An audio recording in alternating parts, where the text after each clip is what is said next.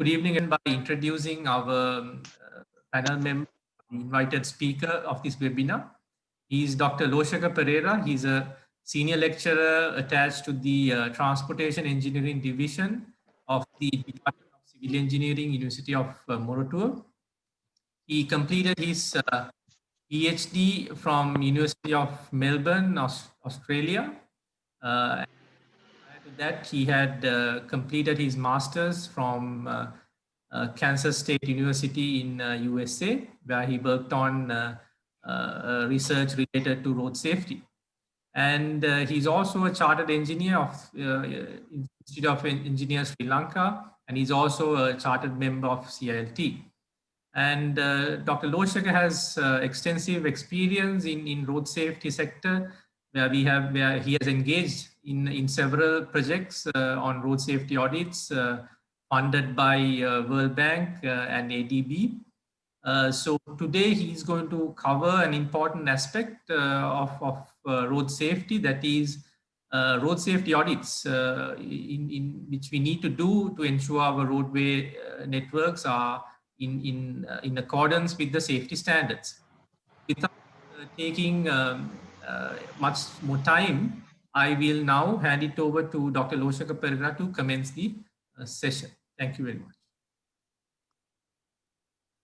Thank you, Dr. Pasindu. And I think I can share the screen right now, okay? Go ahead.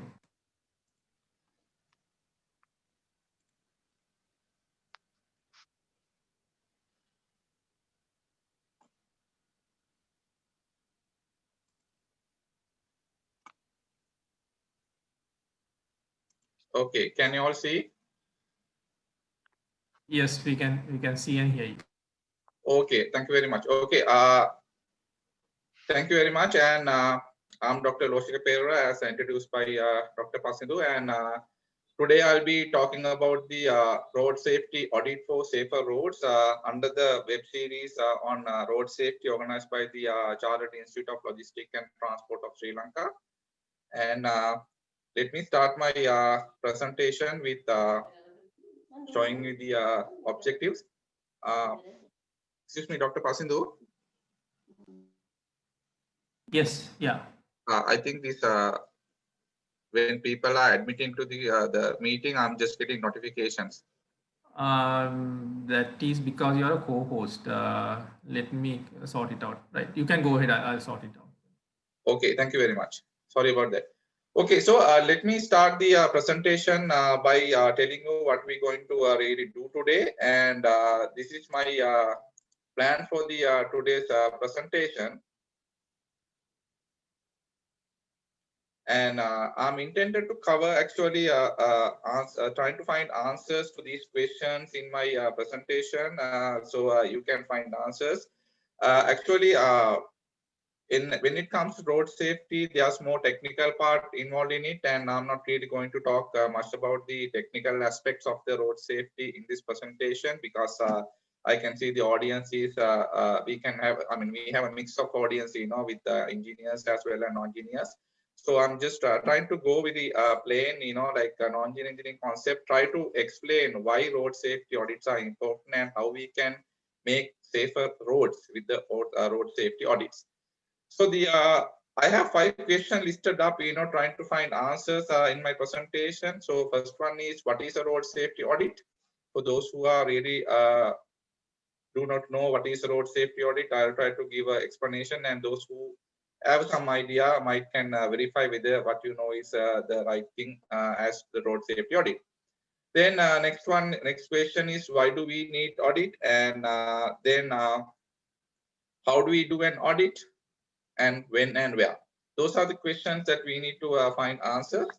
Let me start with the introducing you what is a road safety audit and how we can do audit. So basically, there are certain guidelines developed by different organizations internationally as well as locally. Most of the time we follow international standards, and sometimes we have our own guidelines, but very rarely, I would say. And the picture shows you different guidelines that has been developed in the past, and what you can see at the center is the most recent one developed by the ADB. Actually, it says the CAREC manual, CAREC manual for the road safety audit, developed by the ADB, and the CAREC stands for the Central Asia Regional Economic Cooperation. So they have developed this road safety audit, I would say, guideline for the authorities or the users in the Asian, mostly for the Asian region. And so we can use this. I'm going to follow this manual or the guideline today to give you some, inside out, information about the road safety audits. So what is a road safety audit? That is our first question. So if we go by the definition, it says road safety audits is a formal, very systematic and detailed examination of a road project by an independent and qualified team of auditors that leads to a report with a list of potential safety concerns in the project. So I would like to highlight these few words, the detailed examination and independent and qualified team of auditors. So I'll come back to that point later on when I just go through this presentation. So I have shared the front page or the first page of the road safety audit manual developed by CAREC. I mean, the previous one that I showed you. If you are interested, actually, I have a copy. I think probably I can share it with you if you have any. I mean, if you really need it, you can just send an email. I can send it to anybody who needs this. I have a copy from ADB, so I can share it to anybody and who really wants to go through this. So I'll be using this manual to introduce you certain things and to explain you certain things during this presentation. So in a simple word, what is a road safety audit? So it is a very formal process, not just an informal or a quick check. Most of the time, that is what we do as a road safety audit. Sometimes, even though we call it road safety audit. So this is a very formal process and conducted by persons who are independent of the design and conducted by persons with appropriate training and experience. Sometimes what happens is when we talk about a road safety audit, it has to be done by independent people or set of people, independent from the design and other aspects. Like, for example, if they're involved in the feasibility and so on, those people should not be involved in the road safety audit. That is the principle. So, because what happens is if the designers are involved in the road safety audit, they probably, most of the time, they will not be able to find out the problems that are really in their design, because they are trying to reviewing their own designs. So that's what happened in any other case, like any other audit. So that is why it says conducted by persons who are independent from the design, and it has to be conducted by persons with appropriate training and experience. So they should have that knowledge and the experience of carrying out a road safety audit. Try to find out what are the problems in our designs and the roads that we have planned, and how we're going to find out these problems and trying to provide the solutions and so on. So that needs some sort of experience, and that needs some sort of knowledge and training. So that is why it says it has to be conducted by people with appropriate training and the experience. So very simple word. This is how I can say that what is a road safety audit. And let's say most of the people sometimes have a misrepresentation of road safety audit, and they think it is just another name for the black spot investigation. So black spot, what is black spot investigation? And I believe some people might have thinking, okay, road safety audit isn't just a black spot investigation. So if we can investigate the black spots and see what are the problems and how these scratches can occur, and how we going to find the countermeasures and so on, that would be a road safety audit, which is not. And some people might think a road safety audit is a substitute for a black spot investigation, which is not the case again. And this is not a substitute for black spot investigation. Black spot investigation is a separate study that is not a part of a road safety audit again. Then sometimes some people might think this is an opportunity to redesign a scheme, which is not the case again. Road safety audit is not an opportunity to redesign a scheme. Sometimes we think, okay, we have a design, okay, we have some problems. By doing a road safety audit, we have opportunity to redesign the whole scheme and do certain changes, which is not the case again. I will go through more detail in this, in the upcoming slides, so you'll be able to understand better what I'm really talking here. And sometimes people might think it is a design standards check or the I would say most of the people might think it's just a design standards check or a compliance check. Again, it is not. Road safety audit is not a design standards check or a compliance check. So if you want to check the design standards and the compliance or other basically design standards, you can do a review of your design documents and the drawings and things like that, and you can do a compliance check separately. But that is not part of a road safety audit. So road safety audit is something different that we do compared to the black spot investigations or the standards check or the compliance check. Now, I would like to add a little more on the black spot investigations. Usually, black spot investigations are reactive sort of a measurement, but most of the time, or rather, I would say road safety audit is a proactive approach to improve the safety of the roads. Mostly incorporated or mostly done for the roads that are newly built or rather in the design phase. If I correctly put up the objectives of road safety audit, we have primary objectives as well as the secondary objectives. So the primary objectives is the first and most important objectives of a road safety audit is to minimize the risk of crashes. That is we are talking about the frequency, and to minimize the severity of any crashes that may occur on a new road project. Very simple objective. If you just take any sort of a road safety sort of a objective that we have, that is the same.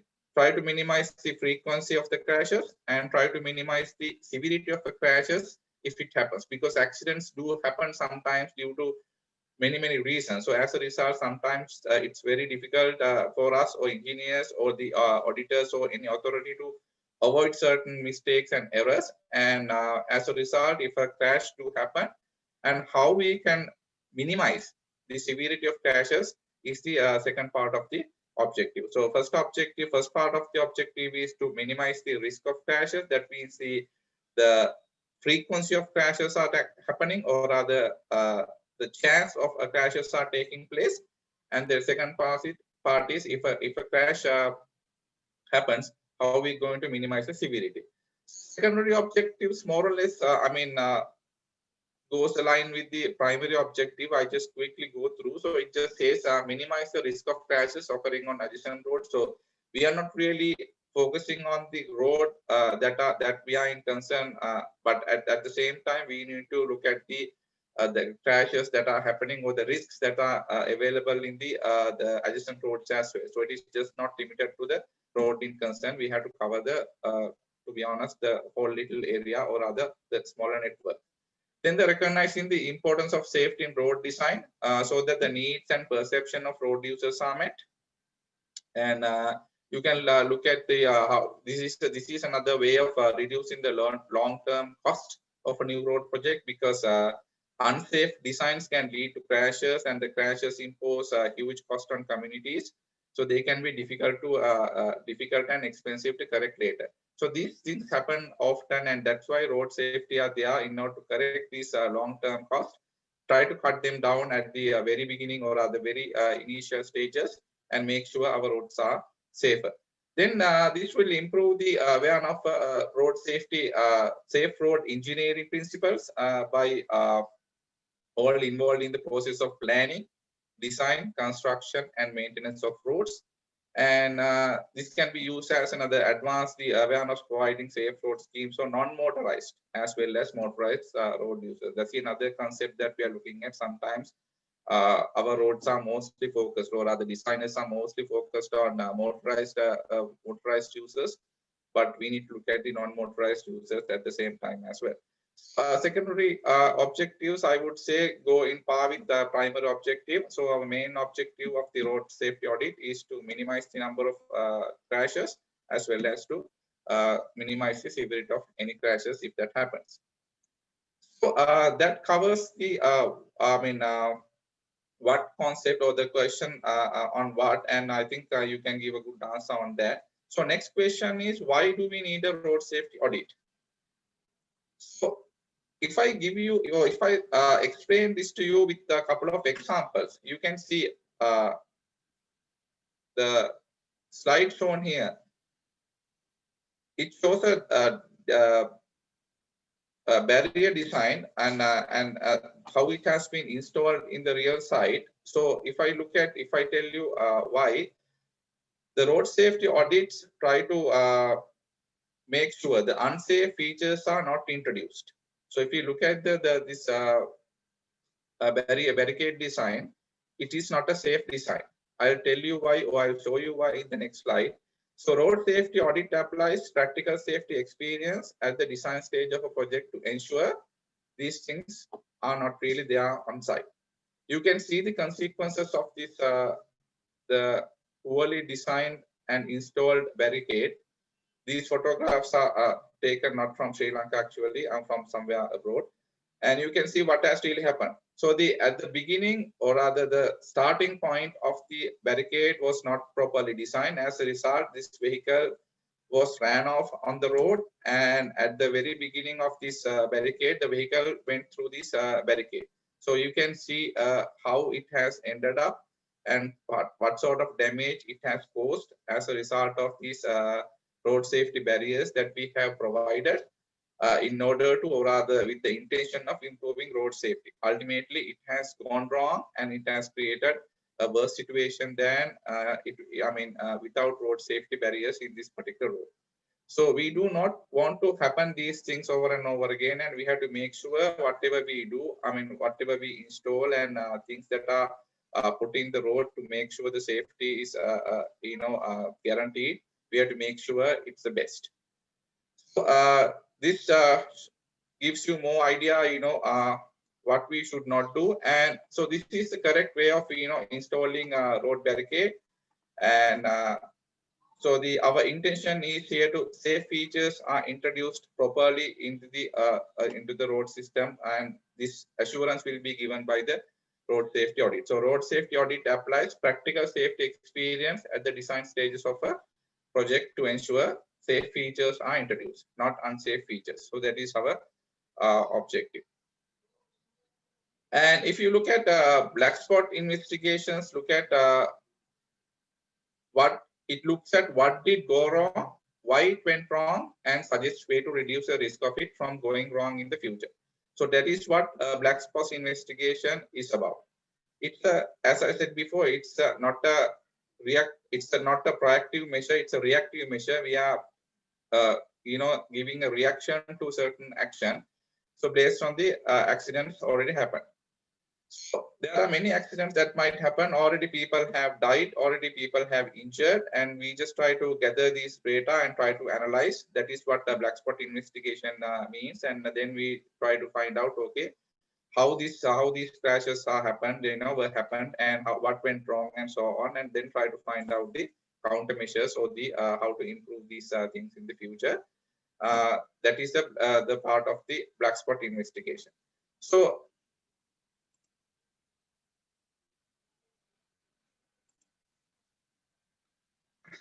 Dr. Pasindu, sorry.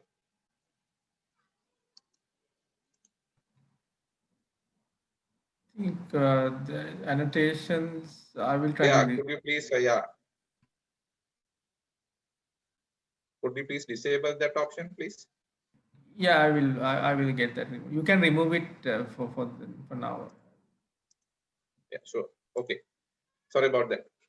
Okay, so RSV investigates what might go wrong and suggests methods to prevent this. That is why I said it is a proactive manner. So we try to investigate what might go wrong.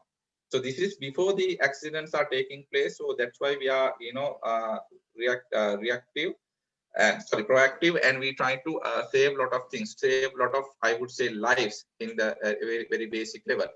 So we looks at the road safety audit looks at the what might go wrong, and it suggests methods to prevent this at the very early stage.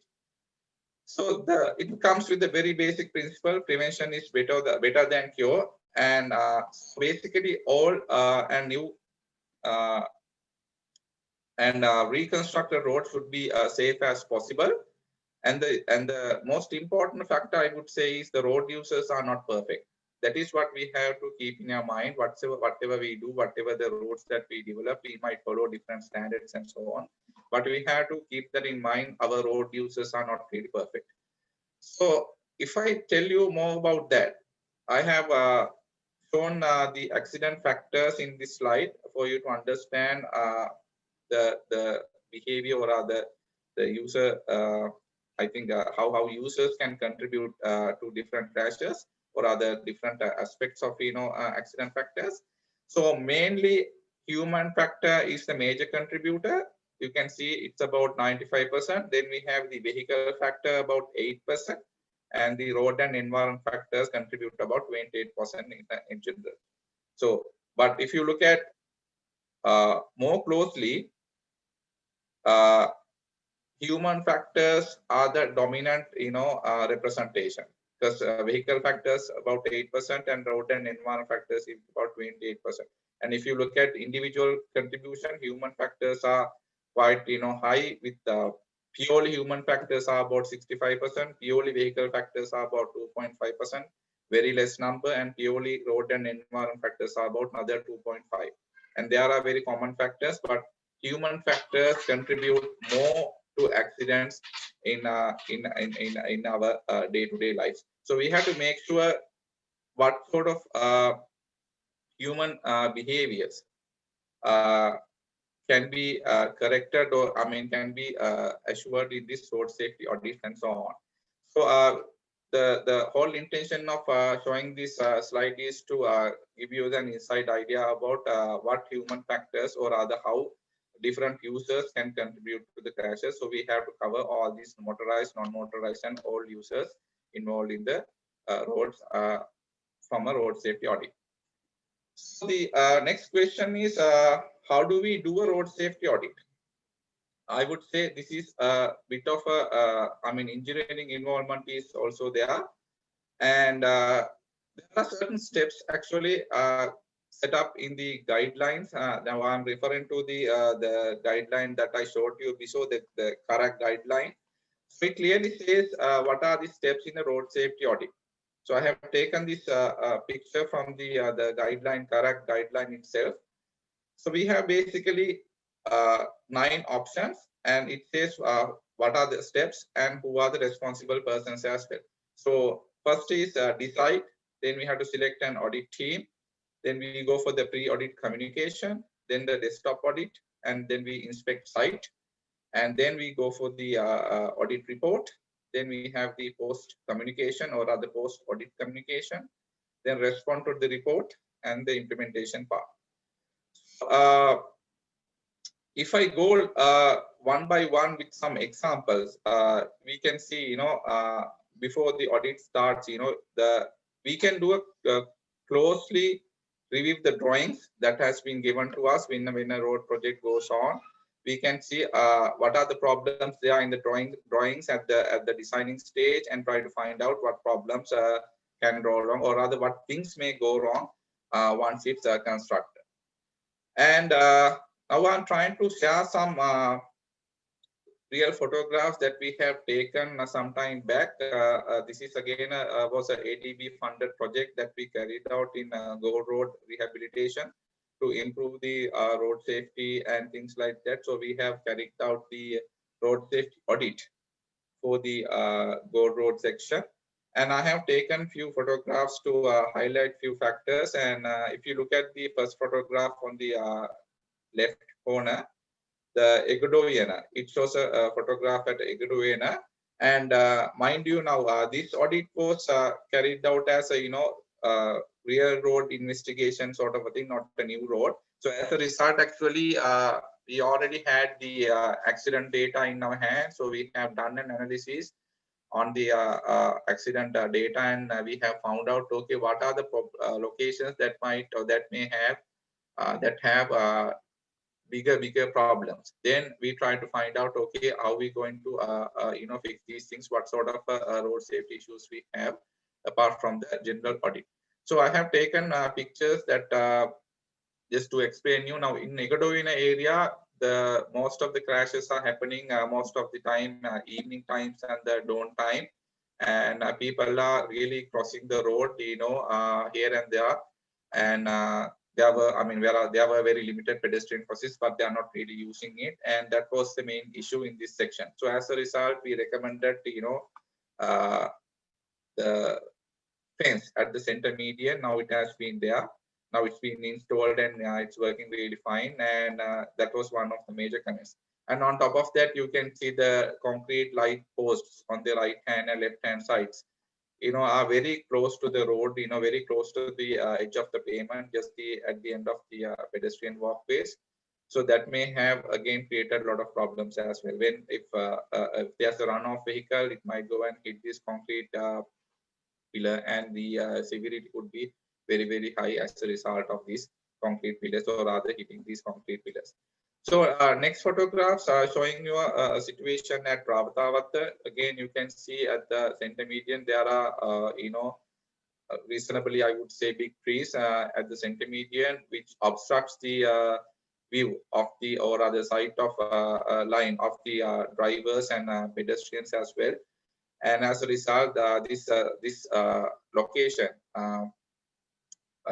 having a lot of accidents due to this visibility problem. So the recommendation was, not really cut down the trees, but to shape them, and there was the lighting issue as well. Most of the lighting posts at the center, are again, covered by these trees, and there were limited lighting at the night. And those problems have, led to certain accidents. So as a result, we suggested them to, trim these trees and, provide better signs and do certain changes in the junctions to improve the road safety. So another photograph at the Pandur junction, you can see basically there are no lane markings, no demarcated pedestrian walkings, and there are many problems actually on light poles just at the end of the road pavement and so on. So there are a lot of problems in this junction, but we have given our recommendations and it has been improved to I would say, a very high extent. So that was from our past experience, and so I'm trying to explain you how site visits can contribute to a road safety audit, or rather to improve the road safety of an existing road. My example is on an existing road, but that can be done for many roads, which I will explain to you again in the next couple of slides.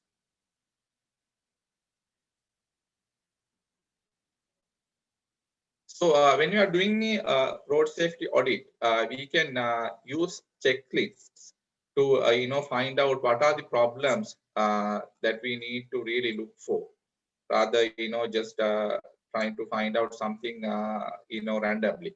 So actually ADB has given the different checklists for different project types. Like for example,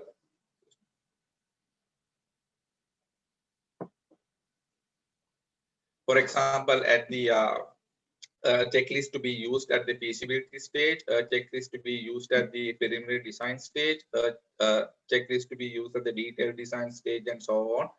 So we can use the checklist to do our own audit and see what are the things we need to mark, and it asks some questions, and we need to find whether it is there or not, providing yes or no, and we can put our own comments.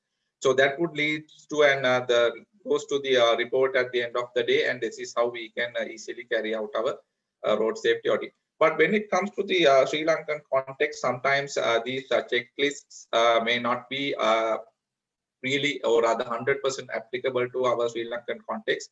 That is our past experience, and we have done different studies with our postgraduate students as well, try to build up our own checklists that suits better for the Sri Lankan context. And apart from this ADB checklist, we are using those for our, if you are part of the audit, and we are using them to get more information to the report, or rather to get more, to identify more issues on the roads. So that is about the checklist, and then I can show you another photo, or rather few photographs to give you more understanding about what things we really looking at. The main concept is in the road safety audits, we are looking at only the road safety issues only, but not any other transport related issues. So we have to keep that in mind when you go outside. you might get disturbed, because in Sri Lankan context, there are many issues on the road, and some are safety related issues, some are not really safety related, but may related to transport planning, or certain aspects of transport planning. So that is not our duty to report those things in our road safety audit, but we are focusing, or we are emphasizing on the safety issues on the road itself. So again, I have shared a couple of pictures. Again, first picture shows improper drainage covers, so that might lead to a lot of problems with the pedestrians, and even if there's a, even for vehicles it might be a problem, but for the pedestrians, this could create a lot of trouble. And then again, roadside hazards at the center picture, you can see it was taken again at the Panaduru junction. You can see there's a light post, right at the end of the pavement, and which could be a big hazard, or rather hazard for the motorized users, I would say, because if there's a situation, runoff situation, they might go and hit these poles, and the severity could lead to, severity could be very high as a result of this. I would say improper, location of these electric poles or utility poles. Then, since you might think the road safety audits are limited to auditing the existing roads, I'm just trying to share another picture on the right hand corner showing a road safety audit that has been done at the design stage. Now, mind you, in this picture, the traffic drives, or the vehicle drives on the opposite direction compared to Sri Lankan context.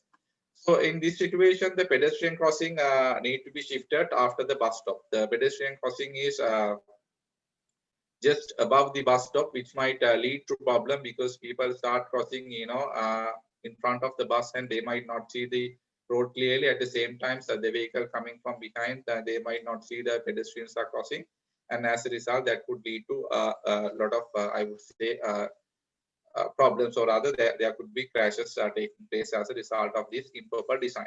So design has to be changed. The pedestrian crossing need to be shifted after the bus stop, so people who get down. We practice this in our country now most of the time, and so people can come around the bus and cross from the behind side, so the people can see the vehicles, and oncoming vehicles can also see the pedestrian. And here again, the in the drawing, the pedestrian, there's a signboard saying there's a pedestrian crossing, but no demarcation on the road itself. That is another point that we need to point out. So that has to be there to make sure both pedestrians and the vehicle users understand there's a pedestrian crossing, and they need to be cautious when crossing a pedestrian crossing. So again, some examples to for you to understand what we really looking in a road safety audit, and how we can do this road safety audit. So then I'm sharing here with a sample of a road safety audit report. So rather going into more technical details, I'm just trying to glance through, so that everybody can understand what is a road safety audit. And this sample report shows basically the location in the kilometer post. So this is a design stage audit, and the safety concerns are given. Then the appropriate the sections are are taken as photographs and attached in the report, so everybody can easily understand what really the auditors are talking. Then the risk has been categorized as low or high or medium, and then recommendation followed by the risk, and recommendations are given. Then there's another column for the client to respond, so we can see later how client going to respond to this audit report. So if I take the second line as an example, simple line, it says the safety concern is the road sign shown here is very confusing and may lead to a road safety hazard. You can see there's a in the picture there's a sign showing sort of a double U-turn kind of thing. So as a result, the risk has been investigated as low. So the recommendation would be very straightforward. Standard signage would solve the problem. So they are trying to introduce a different U-turn option. Actually, there's two U-turn openings in this section. That is what they're trying to do, but they have not used the standard signs. Instead, they have used their own sign in order to introduce this a little different thing. But it has to be go back to the standard and make sure that everybody understand what it really means. But looking at the from the safety point of view, the risk is very low. This sort of a situation may not really lead to bigger sort of accidents or other high CV accidents. But still, even though risk is low, we have to correct these things. So that is one example. You can see in the risk category there are low, medium, and high. And so just a sample of road safety audit. I'm just sharing for the benefit of the audience. Okay, now the moving on to the next question. When we going to do a road safety audit? Now people might think, now I have shown you different situations where we have done road safety audits, and I have shown or shared photographs taken at different situations and so on. Now most of the people might be confused. Okay, when we should really do a road safety audit? The answer is there are 6 intentional stages that really require road safety audits, starting with the feasibility study. I mean, I would say that covers the entire process. Feasibility stage, preliminary design stage, detailed design stage, roadwork stage, pre-opening stage, and road safety inspections. So pretty much the entire process of road development is covered in these road safety audits. And I would not really go through one by one, because this is more, I would say, more engineering thing, and most of the people here are not really interested, learning these things. This is not a learning stage or other learning activity. So I just try to go through some of these things and try to explain certain things with an example, so you better understand at different stages what we are really looking at. Feasibility stage and preliminary design stage, we basically look at how basically safety can be maintained, maybe by looking at the horizontal curves and vertical curves and things like that, and the other environmental conditions and so on. So even at detailed design stage, I have shown one photograph how these design can be, I mean, at the design stage, what sort of issues we can look at and how we can correct them. And these photographs shows you see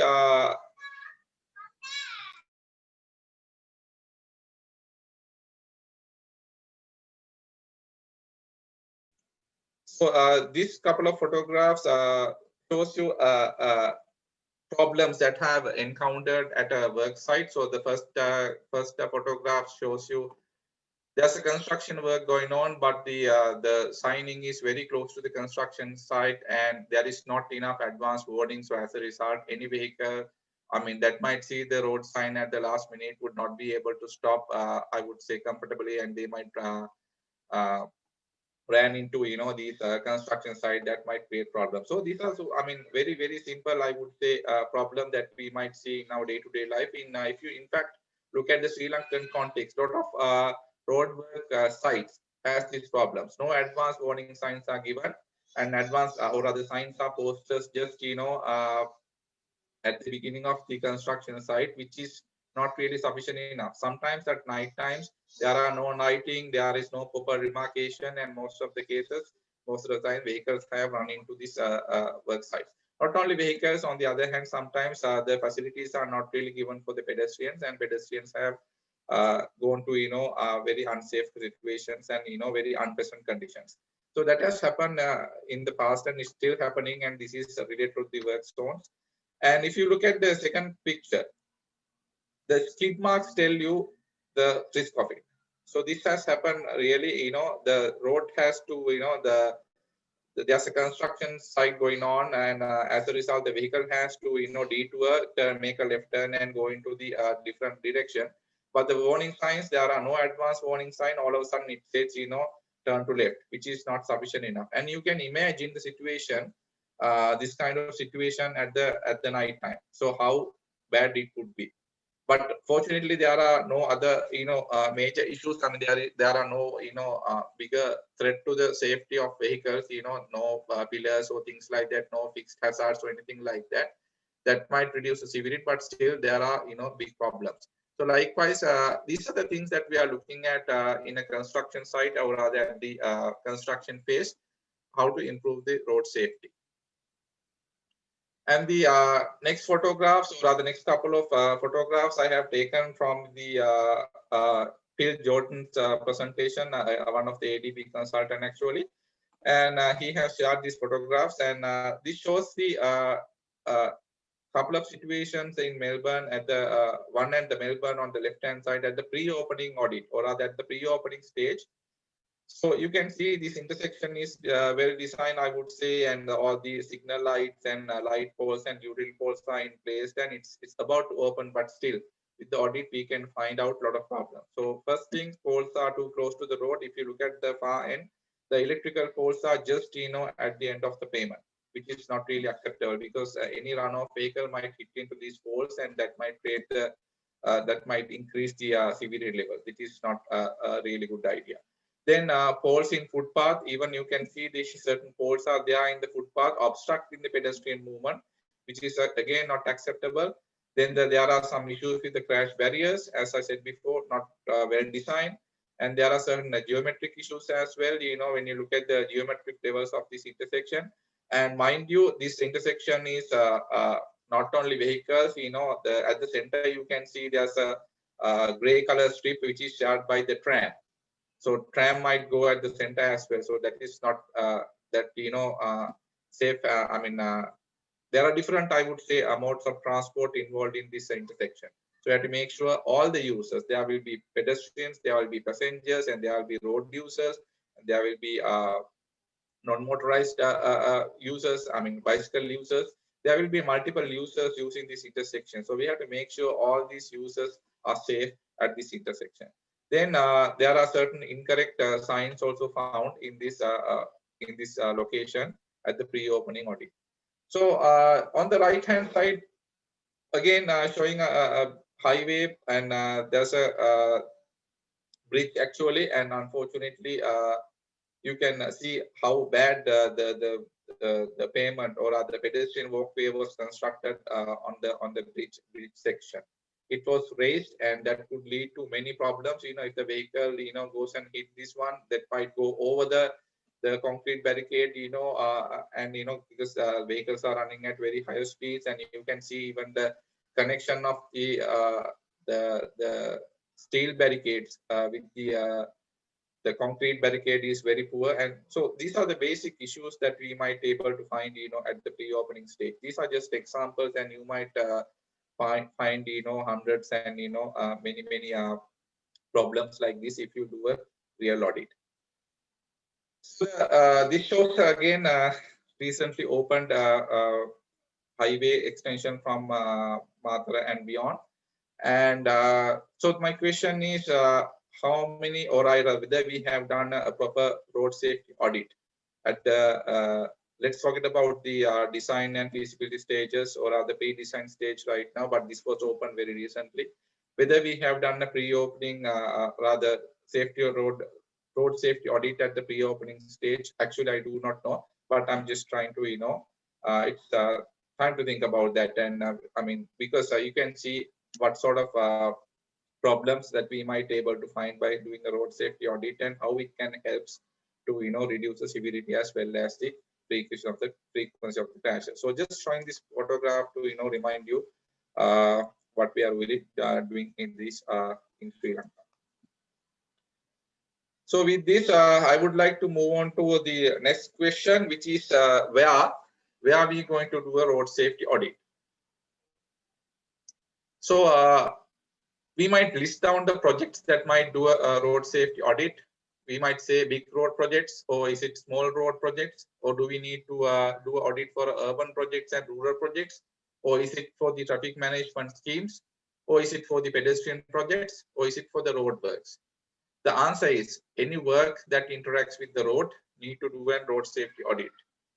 So these are the projects that we are talking about. So not limited to any, I would say, project type, but we are looking at any type of project that interacts with the road, because there are users and we have to make sure the users are safe at these roads. So that is why we are doing audit for any type of project, irrespective of whether it's larger or smaller or pedestrian or urban or rural. So Sometimes the misconception is, as I said at the beginning, there's a misconception between road safety reviews or the review process versus the road safety audits. Most authorities have established traditional safety review processes, like probably in RDA might do certain things, you know. So they have their own safety review process, and the thing is, the road safety audit and a traditional safety review are two different processes. We have to understand that, and I'll tell you why in the next slide in more detail. So it is important to understand the difference between the road safety reviews that are commonly performed and newer road safety audits. So let's move on to the next slide, since we are a little bit running out of time. And this compares the road safety audit and the traditional safety review. So basically, in a road safety audit, already now you know it's performed by a team of independent, a team of independent members, independent from the project. And traditional safety review, the safety review team is usually not completely independent of the design team. Sometimes, so most of the time, the members who are already involved in the design teams are part of the review team. As a result, you may not be able to get the expected outcome of the road safety audit. So in a road safety audit, it's performed by a multidisciplinary team, but in a traditional safety review, typically performed by a team with only design and safety expertise. So in a multidisciplinary team, the team might consist of engineers, road safety experts, and sometimes safety experts, and sometimes people from different backgrounds who have sense of road safety and so on. So that more eyes would give you more information, and they might be able to find out more problems in the audit compared to a traditional safety review. Then it considers all potential road users. As I said before, different road users might be able to contribute at different levels. So we have to cover all the road users and look at all the problems from their point of view. But in a traditional safety review, most of the time they concentrate on motorized traffic. Then accounting for road user capabilities and limitation is an essential element of an RSA. On the safety review, on the other hand, it normally considered human factor issues. And then it generates road safety audit and the documentation part and so on. But road safety, traditional safety review might not really do that sort of documentation. And the formal response to report is an essential element of a road safety audit, but it may not be really happening in the road traditional safety review. So the documentation is not really there, and the next engineer or the next city engineer might find it difficult to find out, you know, what really has happened in the past, and the problems might prevail for some time. Anyway, another photograph just to show you what has really changed after the road safety audit. So the before context, simple road, and there's the double line at the center, no barricades, nothing, and the visibility or the side distance is led. But after improving, after road safety audit, you can see the side distance has improved, and the barricades have installed, and so better I would say road safety has been applied in the revised version. Again, two classic examples, you know, taken from different countries, again applicable to Sri Lankan context as well. I mean, we all have bridges crossing our main roads, but you can see how the pillars are disturbing the, I would say, the shoulders of the this particular road. So we might encounter these things in our day-to-day life as well. So these are not really safe designs. And even on the right-hand side, the electric pole, just at the end of the payment, and what if there's a runoff vehicle? You can imagine the consequences. Road safety audit may be the only time that a road safety is explicitly considered in a project. So we better pay attention to this, and we better give some priority for these road safety audits. Talking about the costs and benefit of a road safety audit in next couple of minutes. Road safety audits are a smaller part of the design cost. If you compare the design cost versus the benefits, it is about 1 to 2% of the design cost. And if you look at the overall project cost, it is fraction of 1%. So if the project is much bigger, the percentage is much lower, less than 1% that we need to spend for a road safety audit. But if you look at the benefits, now talking about the ratios or talking about the real benefit, you can just imagine how much a fatal crash, how much a fatality or injury would cost to us. You can imagine. Now, if you look at the real numbers, the ADB has suggested it. I mean, just a vague number. The GDP into 70 would be the price money for a person or for a fatality. But still, it's, I think, probably more than that. You can imagine how much it's value to you. I mean, if you are losing somebody, I mean, that you really want. So with that, you can multiply it to number of crashes that are taking place, potential crashes that might taking place into a number of years and so on. And the simple point or the simple message I want to convey is audits are very low cost, but the benefits are really high. So we have proven records for that. The Austroads has done analysis, looking at the cost and benefits, and it says design level, design audits, benefit cost ratio ranging from 3 to 1 or 242 to 1. That is benefit versus cost. Sometimes when cost is 1, the benefits are about 242, or maybe minimum at 3. So there's a huge advantage of doing these road safety audits. And if it is existing road audits, the benefits are comparatively lesser compared to a design audit. It's ranging from 2.1 to 2 to 1 ratio to 8:4 to 1 ratio. Still, the benefits are much higher. Let me conclude my presentation with that. So road safety will benefit from road safety audit for several reasons. I just try to go through very quick the real reasons. So experience elsewhere has shown that the optimum road safety outcome is not achieved solely by compliance with standards. Sometimes the designers and the people who are involved in this road designing might think, okay, if we can comply with the standard properly, we don't really need to do all road safety audit, but which is not the case. It has proven that road safety audit is required to improve the road safety of the road, because the optimum condition may not be achieved by solely complying with the standard. Then road safety audit provides some protection against total reliance on standards. Sometimes it's an extra guarantee that we provide with the road safety audit. And the road safety audit is a very low cost process, which demonstrated high benefits, as I explained in the previous slide. And it's a transparent process, open for all to see and ask questions about, and they can get clarification. And it demonstrates professional responsibility in road safety engineering. And it is very attractive process as well, bureaucratically as well as politically. So the final conclusions are there are going concerns, about road safety now. So, and these will increase in the future as well. So it's better to do road safety audits. And once again, we all know that we have several road projects coming up. So whether to do road safety audits or not, we need to decide. And we want to get it right at the first time, rather, doing a black spot investigation after many people have died. So who wants to build a black spot? I don't think anybody would like to do that, or anybody wants that.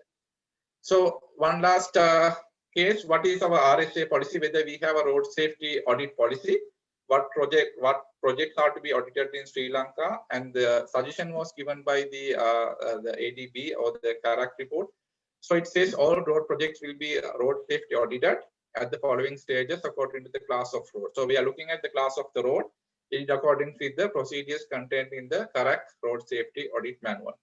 So I would like to show this as my last slide to develop, maybe have a road safety audit plan. So this is the national plan that is proposed for a national road authority. So all the stages of a road construction has been covered: feasibility, preliminary design, detailed design, road works, pre-opening, and road safety inspection of the existing roads. And if it is expressway or a highway, big highway, the road safety audits are recommended at all levels. Feasibility, preliminary design, and so on. So 5 audits are recommended. And if it is a national highway, probably feasibility and preliminary design may be optional, but it is better to do a road safety audit at the detailed design phase as well as the pre-opening. It is very similar for the major roads, whether it's urban or rural condition, and mostly preferred at the detailed design and the pre-opening. This is where we can correct most of the issues, I believe. And if the resources, the finance and the human resources are available, and if the local policy is there, it's better to do a road safety inspection at the existing roads as well. That is up to the authority. When it comes to local street, mostly recommended, I mean, at the feasibility of preliminary design, it is not really recommended. I mean, not really applicable, I would say. And the detailed design stage and pre-opening stage, it is better. But roadworks, it is optional for all the cases. So minimum 2 for the major roads and local streets. And if you look at the Sri Lankan context, I might be not really correct on this case. So most of the expressways and national highways under the Road Development Authority, so they might have to look into this aspect. And probably our major roads might fall into the provincial council's authority, so they can look into how we can carry out road safety audit, so how we can develop our own plans, and probably local streets and village street might come under municipal council, so they can again look at how road safety audits can be done as a as a national policy, or can be implemented as a national policy. Okay, with that, I think I'm done. And so finally, I would like to say prevention is better than cure, and we'll try to use the road safety audits to making our roads much safer. And thank you very much for listening. And probably we can move into the Q&A session.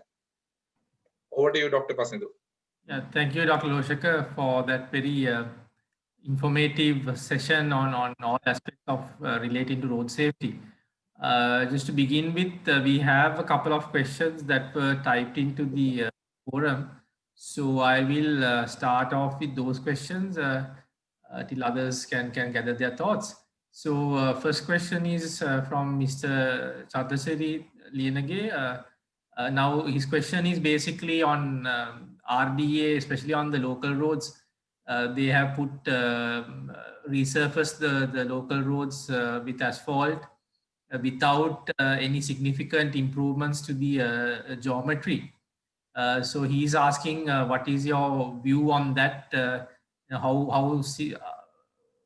road safety auditing can contribute to sort those problems? So this is now, I mean, already constructed, right? Yeah. It's already completed roads. Yeah, that's right. So most of the time, as you have seen, most of the time the higher benefits are there at if you can do a road safety audit at the design stage. But since it has been already constructed, we can do the existing review sort of a road safety audit and find out what problems might have created as a result of this resurfacing.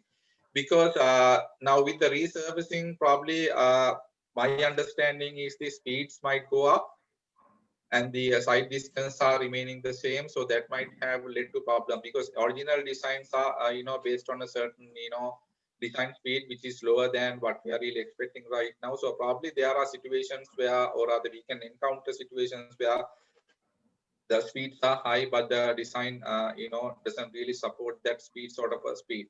And I think with the road safety audit we should be able to find out what are the problem points and how we can correct them, what sort of changes that we need to do and so on. But yeah, that's right. But as I said before, it would have been better if a road safety audit was carried out at the design phase, and so we have time to correct these things, because now it's already constructed. We can do a complete change. We can do certain improvements, but yeah, with the road safety audit, probably we can do a certain improvements, but not, I would say, 100% change cannot be done. So we have to keep that in mind as well. Yeah, so I think that sort of clarifies the issue that was raised. Now the next question is, do road users have any influence on road safety audit? What incentives can be used to encourage road safety audits in the future? Now, road safety audits are not always carried out. So there's two questions actually. Whether road users have any influence on road safety audit, and what incentives can be used to encourage road safety audits in the future? Yeah, from users' point of view, they can always demand for road safety audits. Like if something goes wrong, if there's there is no need to happen a crash or have a crash in order to find out whether there's a problem or not. If they can see a conflict, so if they encountered any dangerous situation, they might complain to the authorities. Okay, hey, there's a problem here. encountered this, I was not really comfortable, going through this, and there was the issue sort of a thing. So that might again lead to road safety audit and see whether there's a real problem or not. Because what has really happened can be understand with that, rather waiting till an accident take place. And the second question was about whether there's an incentive to the users, For doing right? road safety audits, yeah. The incentive is basically, making safer roads for the users, obviously. So we are trying to save lives here. And the incentive is always, goes to the users in that case. I think I have answered the question. Was that the question? I think it's more directed towards, like, from the agency's point of view, whether they would, let's say, RDA or PRDA, would they have, what is the incentive for them to periodically conducting these audits? Yeah, that's right. We don't have to, do very periodical road safety audits for the existing roads, but doing a road safety audits at the newly constructing, newly designing roads would give us more benefits, as I said before. So it's better to focus more on that area. But when it comes to existing roads, we don't need to really do, road safety audits every year or so. But if you can do one road safety audit and correct all the problems, then that would have been, given more benefits to the road users.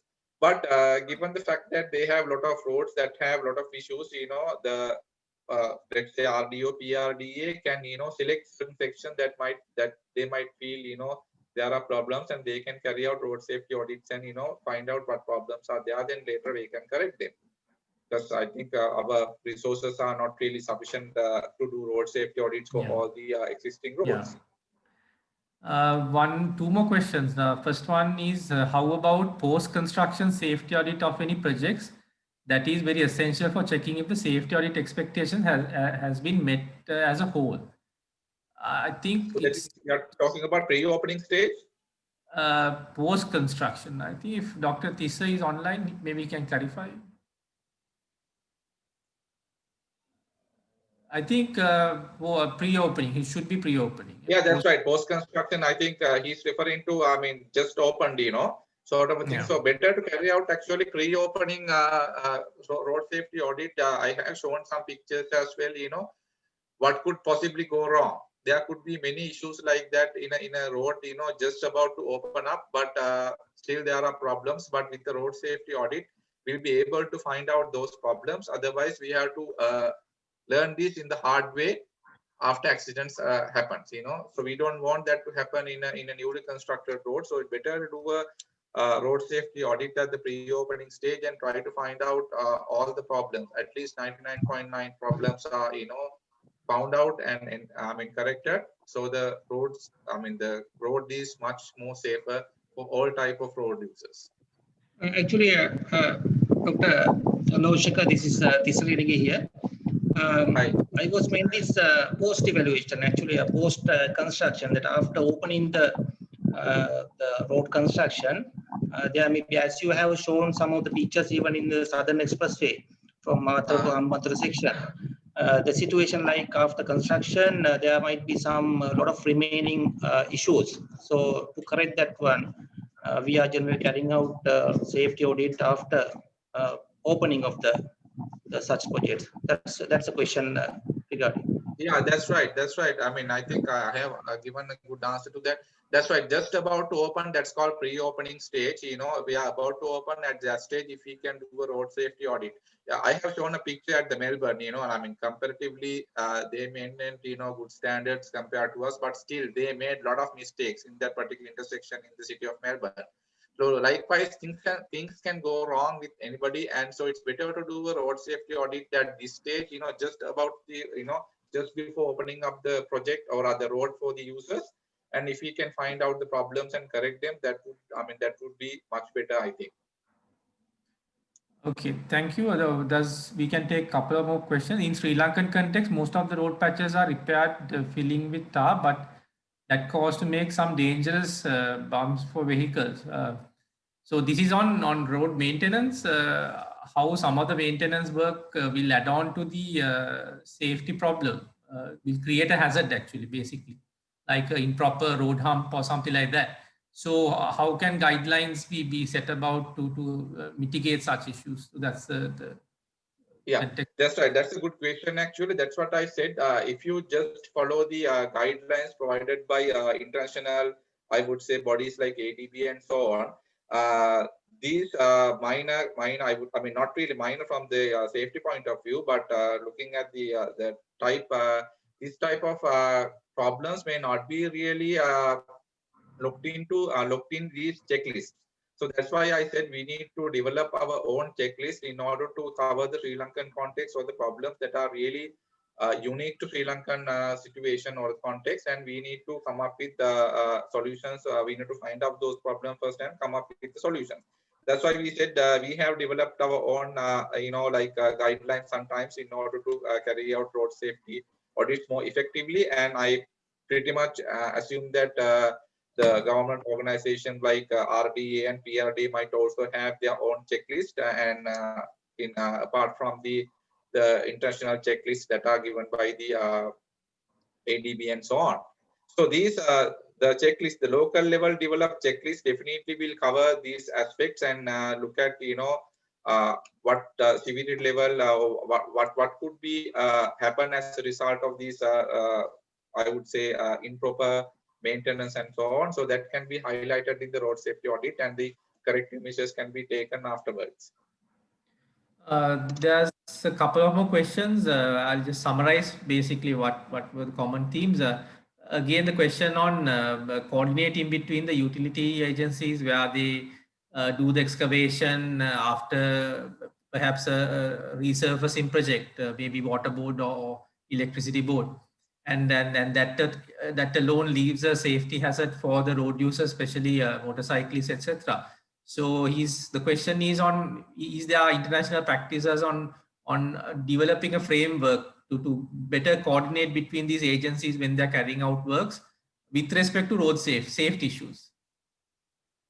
Yeah, I think that's another good question, and a big prevailing problem in the country, I would say, because even though road belongs to the respective, let's say, road development authority or municipal council, there are other service providers who comes and interferes, on and off, and try to put their services and so on, which I mean by damaging the road services and so on. So I think proper measures has to be, or rather proper, I would say, framework has to be implemented by the main authority to make sure I would say the finishing up work is carried out at the required level. Sometimes they might just do the patchwork and go, which is not up to the standard, and there's nobody to look at it. So in that case, I mean, we can't do road safety audits each and every other day. We don't have, even a well-developed country do not have that much of resources to do a road safety audit every other day. So in an existing road maintenance responsibility, I would say, lies with the main organization, and they have to make sure these processes are completed in accordance to the procedure set by that particular organization. So this is not really a problem to do with the road safety audit, but a problem with complying with the standards. So I think the authority must take actions against the service providers, and I mean do certain changes. Otherwise, they will not really put more attention onto this matter. Even that's what I said. Sometimes they do certain construction work at night, sudden digging and so forth, and no proper warning and no proper lighting at night time, and that might lead to a lot of problems. In fact, if I share a story, most of the time, motorcyclists and pedestrians might have encountered, or the face the problems, but they might be charged with different things. As a result, the case was, not really showing the safety aspect of it. That's what I'm trying to say. So there's a safety issue, but it's not really brought up to the discussion and not really taken action against the service provider or the contractor. And that has led to a lot of problems. But that has to be done with the organization. I think road safety audit not really help that much, because we can't do it this safety audits very often. Yeah. I think since we are running out of time, one final question on, I think a lot of people are asking about these local roads and the fact that it is being upgraded to good surface quality. However, the geometric roadside improvements have not been improved at all. So everyone is suggesting, I mean, most of the comments are on that this will lead to an increase in accidents in such roads. And the questions are, what are the mitigation actions that you can suggest? Of course, the problem is created now. What are the solutions, at least to limit the possible risks to the road users? Yeah, to be honest, I mean, we can do certain things, but not many, because these things has to be corrected at the design phase and the implementation phase, but it's already been done. And now these are unique cases. So we have to look at case by case, looking at the side distances, what are the land use types, you know, like the available space, and how we going to correct these things and so on. So I cannot give you a general answer to this, because it varies from case to case. But by looking, or rather carrying out a road safety audit by an independent team, probably would come up with a better suggestions to correct certain sections, you know, one by one. So Right. it's really case sensitive, I would Case say, and specific. probably we can, I mean, audit team probably would be able to give a better suggestion. Right. So I think we have covered most of the questions that were directed. One final question on friction levels on expressways. Has there been any audits done to evaluate whether the expressways has adequate friction on certain sections? That is a question, Dr. Loshaka. From my point of view, whether I have involved in any such situation, or whether I'm aware of any such situation, that was the question, right? Yeah, yeah, basically that's. To be honest, I have not really involved in a road safety audit in a highway section, and but I'm pretty sure if we go through the checklist, it might cover these aspects. But yeah, I mean, that could lead to problems in our country because of the raining conditions, I mean, weather conditions and so on. Yeah. And I mean, I have no much experience on that, but we can look into that aspect as well in our road safety audits. But that's what I said. Sometimes, you know, we have to deviate from the international standards or international checklists, and we have to develop our own checklist with the experience and the knowledge that we have. That's why the audit team, the audit team can contribute a lot to a road safety audit, and can improve the road safety of a given whatever it is, you know, road section in a greater way. That is the whole concept of doing a road safety audit. Yeah.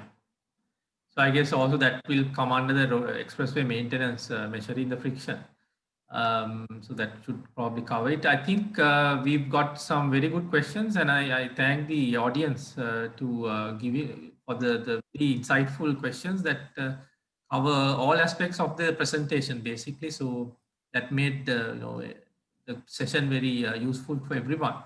So thank you again for participating, and I again like to thank Dr. Loshaka Pereira for spending his valuable time on supporting this very important initiative which CIIT have embarked on. We are planning to conduct several road safety webinars covering all aspects of road safety. Loshaka just covered about the infrastructure. On the next session on the 5th of January, Dr. Ishani Dias, I think she's still available on this session. She will talk about vulnerable road user safety, talking specifically on school children, their safety issues. Elderly community, we have a lot of road accidents where people aged above 50 and 60 years old are involved in more and more accidents in this country. So, and also motorcyclists and cyclists road safety issues. So Dr. Ishani will touch upon those very important topics in the next webinar that will be scheduled on the 5th of January. And the first phase of this webinar series will conclude with Professor Bandara's presentation on action plan for the next decade of road safety strategy. where he will look at the overall policy level decision making that we need to take in order to improve our road safety situation and meet our sustainable development goal target of reducing the fatal accidents by 50% in the next 10 years. So thank you again, everyone, and thank you, Dr. Loshak, again for your valuable input to these sessions. And with that, we'll conclude. Thank you all. Thank you, Goodbye. Dr. Pasindu, and thank you, CRT, for inviting me to do this webinar. And thank you for all participants. I think you have gained something from my presentation, and we look forward your participation in the next upcoming webinar series, or rather upcoming webinars as well in the next couple of weeks. And have a pleasant evening. Thank you. Bye.